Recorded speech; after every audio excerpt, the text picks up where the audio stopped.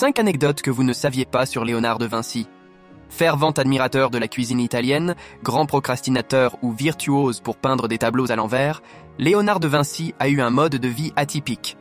Voici les 5 choses que vous ne saviez pas sur l'un des génies de la peinture italienne. 1. Un peintre gaucher qui écrit à l'envers. Il est aujourd'hui admis que Léonard de Vinci était gaucher. Cette première anecdote expliquerait son usage de l'écriture spéculaire. Aussi appelée écriture en miroir, ce mode d'écriture permettait à l'artiste de ne pas faire baver l'encre de sa plume lorsqu'il griffonnait ses carnets. 2. Léonard de Vinci, un procrastinateur chronique. Léonard de Vinci a laissé peu de peintures à la postérité, seulement une quinzaine.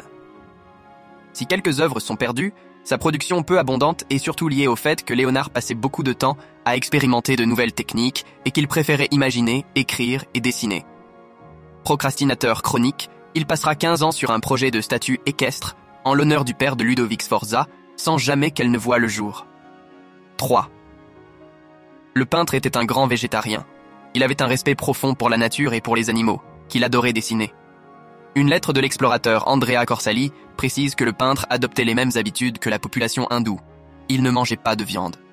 Le peintre rachetait même les oiseaux en cage sur les marchés pour leur rendre la liberté. 4. Léonard et les pâtes. Gastronome pointilleux, le peintre florentin mangeait des légumes, des potages et surtout des pâtes. Un plat dont il raffolait tellement qu'il finit même par inventer une machine à faire des ficelles mangeables. 5. Un peintre féru d'anatomie et de médecine.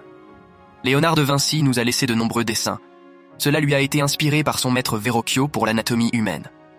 À partir de 1487, il réalise de nombreuses dissections avec pour ambition de produire un traité d'anatomie.